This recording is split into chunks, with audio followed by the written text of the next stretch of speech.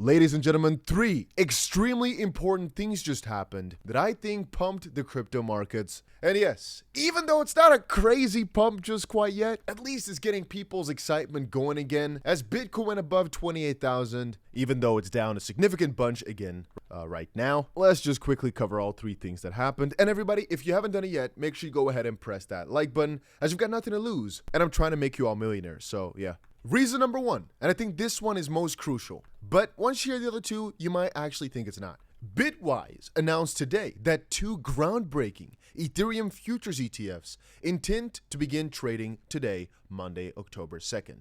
The Bitwise Ethereum Strategy ETF and the Bitwise Bitcoin and Ether Equal Weight Strategy ETF, both releasing today. And obviously, that's caught the market in a little bit of a weird spot. Many people thought that this would be a buy the rumors, sell the news type of event, but it seems that the market actually picked it up quite nicely. And I'd say because of its great success, Grayscale came out pretty quickly afterwards to also say they want to turn their Grayscale Ethereum Trust into a spot Ethereum ETF. And again, the SEC will most likely try their best to deny it like they do with everything, but it's being, I guess, interesting right now, this whole battle between the SEC and other regulators, other Congress members, and other people of importance, because we're starting to know this. Well, we as crypto people have noticed for a long time, but even them higher up are starting to notice. Gary Gensler's a BSer, all right? I don't want to call him a scam or a con artist because that's very hard to prove. All we can say is they're being extremely shady, even though they're public servants and should, theoretically speaking, do everything for the public in the public's best interest, etc., etc.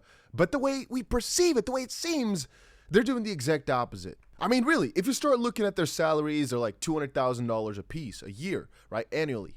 But all of a sudden, every single one of these motherfrickers is worth 50 million, 100 million, 200 million. It's pretty crazy. And I'm not saying they're only now starting to catch on. It's just the pressure is getting so severe that right now they're going to try and make it seem as if they're doing something against it because they've known all this time. The whole FTX debacle, it's not new. FTX shut down like a year ago. What are we talking about here? They're acting as if Gary Gensler refusing to give information is a new thing, but I don't want to go into this story forever. We've got to head over into reason number 2, which I think is that Elon Musk called fiat currency a scam. Over on Twitter, a little joke played out. Wall Street Silver asked, I'm looking forward to the replies on this one. What is a scam that's so normalized that we don't even realize it's a scam anymore? And Elon Musk actually said fiat currency. Now, even though I am personally quite a big fan of Elon from the perspective that he's a master marketer, he's been extremely successful in most endeavors, and it seems like he really is a free spirit. He, for the most part, does what he says, but more importantly, can say what's on his mind and it works out for him. Well, supposedly, because a man can always lie, I guess. Point being, though, I do appreciate his honesty here as well, even though the majority of his businesses rely on fiat currency, and it definitely won't earn him any favors with the major banking institution, which already doesn't really like him. This doesn't get you in their best spotlight. Yet he came out with it anyway. I do appreciate that. But obviously, if such a behemoth calls the entire fiat system a scam, outright like that, and a million people see it, they might actually start to speculate in the proper direction as well. I'm just putting it out there. Maybe it had zero effect, but I'm personally thinking this might have aided a little bit to get people on the right mindset. And again, I think he's right. You know, fiat as a concept is pretty stupid. I've got some fiat, sure, because it's very convenient. But I do understand, and I hope you guys understand too, that fiat as a concept will most likely not exist for that much longer. It can be a decade, sure, but the way the systems have been rolling for the last century, or even more than that, I guess, it's going to change. People's freedoms have been taken. Through the internet, people got some additional freedoms back. From another perspective, through the internet, the freedom got way worse. And right now, another, I guess, small, but from another perspective, massive revolution is happening again, where people are just kind of done with giving away all their freedoms, giving up on everything, because apparently they're just taking too much. They're taking away too much of your freedom. Again, story for a different day, though. I think reason number 3, though, all right, as to why I think we pumped, is most likely the most important. Just take a look at this right here. Jim Cramer, whom we also know, or I guess who is generally speaking known as the guy to counter trade, said to get out of crypto while you can. And yeah, John Dean pointed out, now I know why the market is up.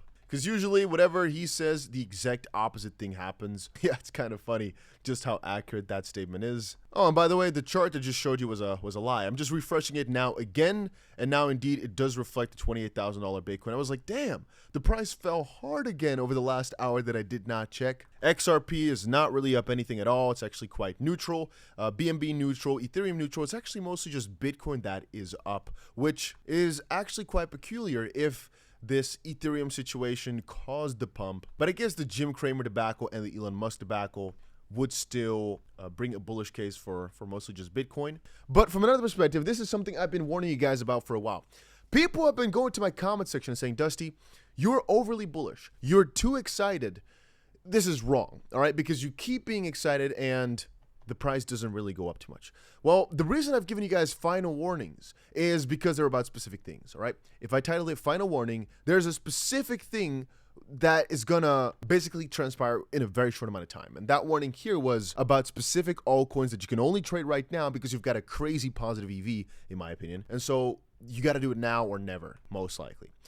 If I'm saying, oh, the bull run is starting, things like that, there can be a month or two of a grace period there. But the idea is there that right now you've got to properly prepare, because if I say this the day before, people might not be ready. If I say this now that things are looking to get started, people can more adequately prepare to take the proper action. So I don't want to be that guy that predicts it just the day before, because that way, most people will actually not be able to take full advantage. If I prepare everybody saying, hey, this scenario that's playing out right now, it's happened this same exact way for the most part every single time, and so right now would be a good idea to start getting into X and X. In this case here specifically, we're saying, hey, a lot of money is flowing into Bitcoin again. A lot of excitement is back into the markets. The institutional adoption from every perspective has been way higher all of a sudden. I shouldn't say all of a sudden, but it's basically been building significantly. We've got to understand that this time around the run will look different, but the start of it will still be based on Bitcoin.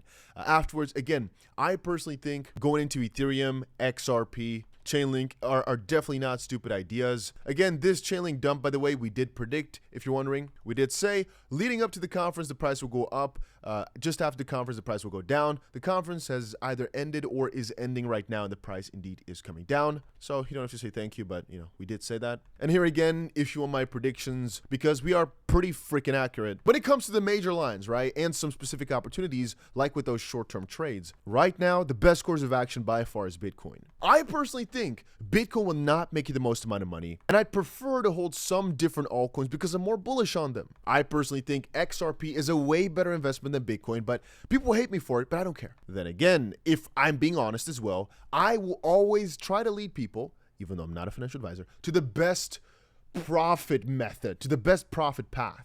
And I think that would be to go for Bitcoin right now that we're still in a weaker market. And the moment that Bitcoin has shown its gains, we diversify lower and lower down the rankings. Again, we basically get riskier and we go towards smaller altcoins as the bull market progresses. At the start of the bull market though, and at the end of the bull market, Bitcoin usually is key because it goes down the least when the market, the bullish period ends. Most importantly, it's the one that goes down last. And in the bull market start, it's the first to go up. And even though it doesn't go the hardest, it's the first to go up. And so after it goes up and people get their confidence back, they start diversifying into riskier things. And that's the moment where you've got to watch my videos every day. Last year, we've had a couple of different coins, hit the 400x, 150x, etc. In the span of about a day or day and a half, you don't have much time to act. But that's in a crazy bull market. But before that, guys, these major coins are going to already show crazy signs of strength. And so we layer them down. I just wanted to quickly tell you guys again before it's too late. Now that we're on the topic of things that are,